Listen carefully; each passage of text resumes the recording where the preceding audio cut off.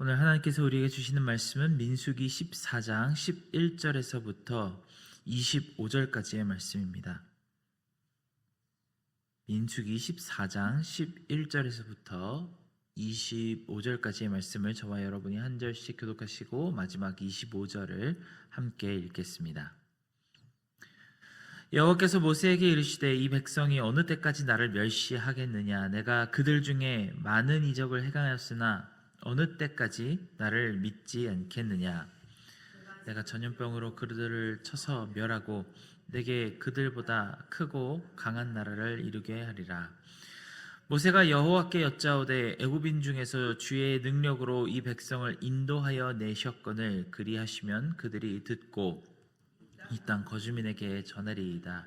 주 여호와께서 이 백성 중에 계심을 그들도 들었으니 곧 주 여호와께서 대면하여 보이시며 주의 구름이 그들 위에 섰으며 주께서 낮에는 구름 기둥 가운데에서 밤에는 불 기둥 가운데에서 그들 앞에 행하시는 것이니이다. 이제 주께서 이 백성을 하나같이 죽이시면 주의 명성을 들은 여러 나라가 말하여 이르기를 여호와가 이 백성에게 주기로 맹세한 땅에 인도할 능력이 없었으므로 광야에서 죽였다 하리이다. 이제 구하옵나니 이미 말씀하신 대로 주의 권능을 나타내옵소서. 이르시기를 여호와는 노하기를 더디하시고 인자가 많아 죄악과 허물을 사하시나 형벌 받을 자는 결단코 사하지 아니하시고 아버지의 죄악을 자식에게 갚아 3, 4대까지 이르게 하리라 하셨나이다. 구하옵나니 주의 인자의 광대하심을 따라 이 백성의 죄악을 사하시되 애굽에서부터 지금까지 이 백성을 사하신 것 같이 사하시옵소서. 여호와께서 이르시되 내가 내 말대로 사하노라. 그러나 진실로 내가 살아있는 것과 여호와의 영광이 온 세계에 충만한 것을 두고 맹세하노니 내 영광과 애굽과 광야에서 행한 내 이적을 보고서도 이같이 10번이나 나를 시험하고 내 목소리를 청종하지 아니한 사람들은 내가 그들의 조상들에게 맹세한 땅을 결단코 보지 못할 것이요 또 나를 멸시하는 사람은 한 사람도 그것을 보지 못하리라. 그러나 내 종 갈렙은 그 마음이 그들과 달라서 나를 온전히 따랐은즉 그가 갔던 땅으로 내가 그를 인도하여 드리리니 그의 자손이 그 땅을 함께 읽겠습니다. 아말렉인과 가나안인이 골짜기에 거주하나니 너희는 내일 돌이켜 홍해 길을 따라 광야로 들어갈지니라. 아멘. 구약 성경을 읽으면서 우리는 인간의 속성에 참 많이 실망하게 됩니다. 우리 인간이라는 존재가 얼마나 무지하며 죄가 많아서 뉘우칠 줄을 모르는지 여실히 드러나는 것이 구약 성경 속에 담겨있는 이야기들입니다. 한 세대에 하나님께서 은혜를 부으시고 놀라운 언약을 맺으시면 그 다음 세대에는 바로 그것을 잊어버립니다. 이방 민족에게 탄압됐던 그 백성들을 기적적인 능력으로 하나님께서 구원하시면 곧바로 그 다음 순간 자유를 죄의 기회로 삼아 음란하게 우상을 섬기며 여호와 하나님께서 등을 돌리는 모습을 우리는 자주 볼 수 있습니다. 구약에 기록된 수천 년의 역사를 살펴보며 우리는 이 법칙이 단 한 번도 깨지지 않는다는 사실을 알 수 있습니다. 거의 100%에 가까운 확률로 사람들은 하나님의 은혜를 잊어버립니다. 그저 얼마나 빨리 잊어버리느냐의 차이일 뿐 구약 내내 이 법칙은 깨어질 기미를 전혀 보이지 않습니다. 이 독자로서 읽는 입장에서는 참 이해하기 어렵습니다. 만일 직접 눈앞에서 바다가 갈라지는 것을 보고 그 놀라운 기적이 뒤를 쫓아오는 무서운 군대를 집어삼키고 몰살시키는 장면을 보았다면 우리는 그것을 평생 잊어버릴 수가 있을까요? 불기둥과 구름 사이에서 뇌성과 같은 하나님의 목소리를 들을 때 느꼈던 그 공포심과 경외심이 마음속에서 쉽게 사라질 수 있을까요? 그런데 모세의 오경에서 보이는 백성들은 마치 무슨 건망증이라도 걸린 사람처럼 전부 잊어버리고 하나님의 마음을 극심하게 실망시키는 그런 행동을 반복합니다. 우리는 말씀을 읽으면서 정말 마음이 극도로 답답해지는 것을 느낄 수 있죠. 사실 구약의 기록 전반이 하나님의 입장에서 바라본 인간을 그 시점으로 쓰여 있기 때문에 우리는 조금만 더 하나님의 관점으로 이 모든 사건을 바라본다면 구제불능인 죄인인 우리 인간의 본성을 직면할 수 있습니다. 하지만 이것이 구약 백성, 이스라엘 백성에게만 한정된 문제일까요? 곰곰이 생각해보면 우리에게도 이런 문제는 동일하게 적용된다는 사실을 알 수 있습니다. 우리에게도 날마다 빠져드는 그 유혹이 있으며 십자가와 부활을 만난 다음에도 성령님을 마음에 모시고 살면서도 완전히 죄가 뿌리 뽑혀 나가지 않는다는 사실을 깨달을 수 있습니다. 물론 하나님과 가까워질수록 우리는 나아지기는 하지만 잠시라도 정신을 차리지 않으면 어느샌가 나도 모르는 새 코앞에 다가온 선악과의 냄새를 맡게 됩니다.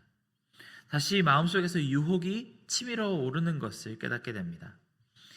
그러니 우리는 교회와 성령의 시대를 살면서도 여전히 구약의 선조들로부터 우리의 연약함을 다시 한번 바라보며 주님 앞에 겸손을 되찾아야만 하는 그런 위치에 서 있습니다. 어제 말씀을 통해 살펴본 것처럼 오늘 본문의 이스라엘 백성들은 하나님을 여전히 믿지 못하고 좌절에 빠져서 원망하는 모습을 볼 수 있습니다. 이 원망함은 상당히 폭력적이고 배신의 그림자가 짙게 드리워진 형상을 품고 있습니다. 그들은 돌을 집어들고 모세를 치려는 순간 하나님께서 다급하게 개입하셔서 영광의 임재로 이 백성들을 제압하셔야 할 정도로 상황이 좋지 않았습니다.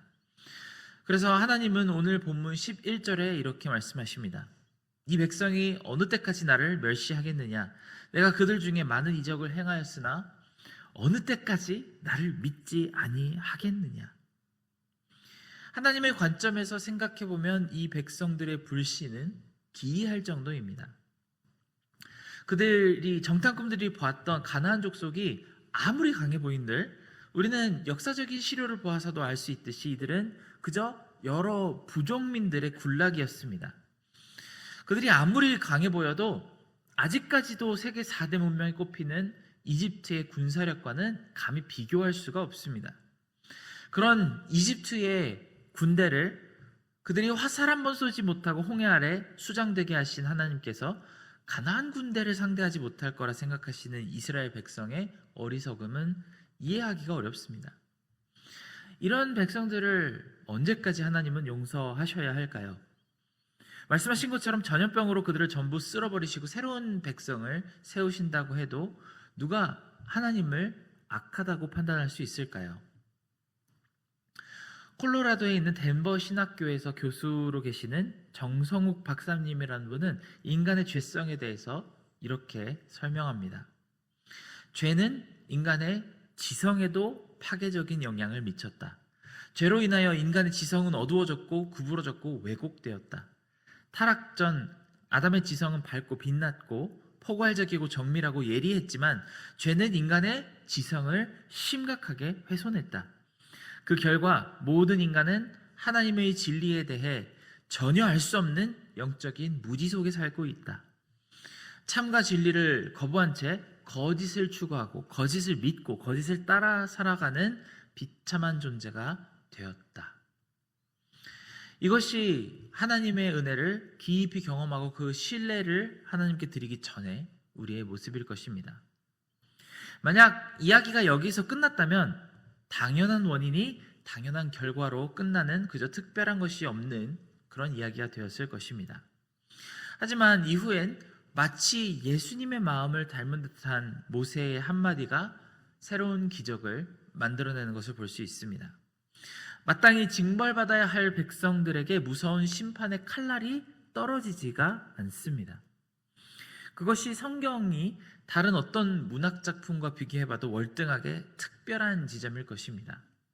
당연히 일어나야 할 일이 일어나지가 않고 있습니다.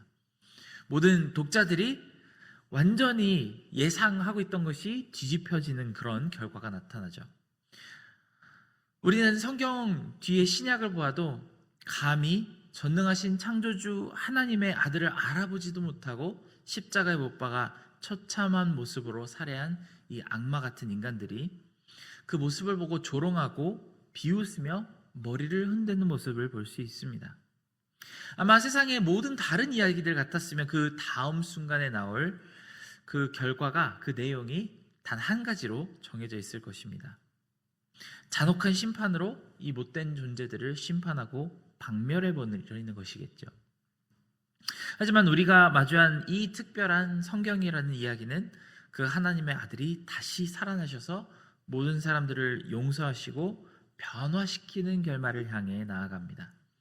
그리고 오늘 말씀에는 이 기이한 원인과 결과를 아름답게 연결해주는 하나님의 동기와 이유가 등장합니다. 모세는 하나님께서 이 백성들을 용서하셔야 할 이유를 말합니다. 바로 하나님이 영광과 존귀 그리고 하나님의 인자하심을 말합니다. 18절과 19절의 말씀에 모세는 하나님께서 이렇게 말씀드립니다. 여호와는 노하기를 더디하시고 인자가 많아 죄악과 허물을 사하시나 형벌받을 자는 결탄코 사하지 아니하시고 아버지의 죄악을 자식에게 갚아 3, 4대까지 이르게 하시리라 하셨나이다. 구하옵나니 주의 인자의 광대하심을 따라 이 백성의 죄악을 사하시되 애굽에서부터 지금까지 이 백성을 사하신 것 같이 사하시옵소서. 우리가 죄를 용서받고 하나님 나라를 끝끝내 상속받을 수 있는 방법은 예나 지금이나 단 한 가지밖에 없습니다. 우리의 어떤 힘이나 노력으로 그것이 이루어질 수가 없습니다. 우리는 이것을 빨리 인정하는 것이 가장 큰 지혜일 것입니다. 우리가 하나님께 용서를 얻고 하나님 나라의 백성으로 마지막에 찾아질 수 있는 그 방법은 하나님의 인자하심 말고는 다른 어떤 길도 없습니다. 이후로 하나님께서는 이 백성을 광야로 추방하셔서 그 세대 어떤 사람도 여호수아와 갈렙 말고는 가나안 땅을 밟지 못하게 하셨습니다. 하지만 우리가 보았을 때 이것은 합당한 징벌을 받은 것일까요? 아니면 은혜를 받은 것일까요? 물론 그들이 곧바로 가나안 땅에 들어가서 기쁨을 누린다면 좋겠지만 광야 또한 하나님께서 선택하신 또 다른 선물이자 은혜입니다. 이렇게 커다란 죄를 지었지만 그들에게 하나님의 은혜는 끊어지지 않았습니다. 매일 아침 쏟아지던 만나는 여전히 하루도 빼놓지 않고 그들에게 공급되었고 구름 기둥과 불 기둥도 소멸하지 않았습니다. 제사장들이 모신 그 성막에는 여전히 하나님의 임재가 가득했고 전쟁은 여전히 여호와께 속하여 있었습니다.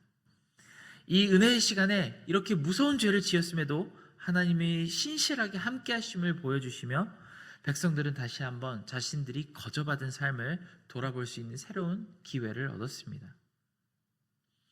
사랑하는 여러분, 우리가 받은 것이 무엇인지 또한 살펴보았으면 좋겠습니다.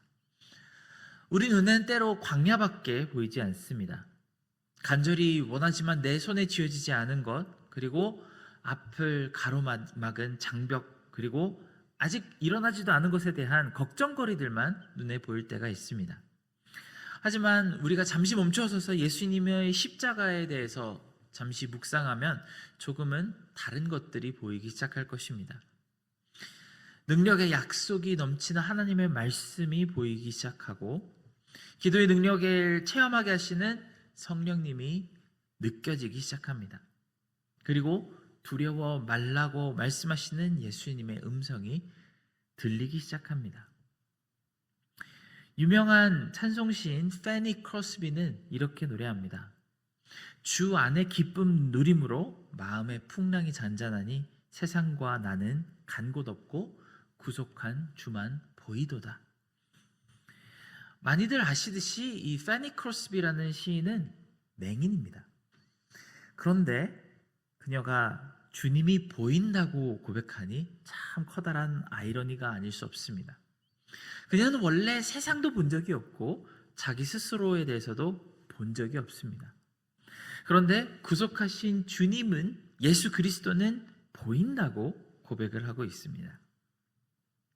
오늘 하루를 살아가며 겸손한 마음으로 하나님의 인자하심을 바라보기를 축원합니다. 우리가 용서를 얻고 은혜를 바라보고 잃어버리지 않는 유일한 길은 오직 하나님의 인자하심에 기대는 것 말고는 다른 방법이 없습니다. 함께 기도하겠습니다.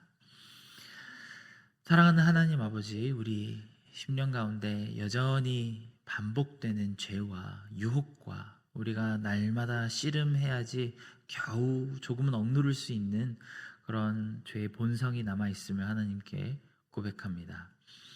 우리가 우리 스스로의 능력과 또 힘에 의지하지 말고 오직 하나님의 인자에 기대어 이 광야와도 같은 삶, 매번 우리를 두렵게 하는 그 모진 가난 군사와도 같은 우리 앞날을 오직 하나님께 맡겨드리고 신뢰하며 한 발자국씩 나아갈 수 있는 그런 삶 되게 도와주시옵소서.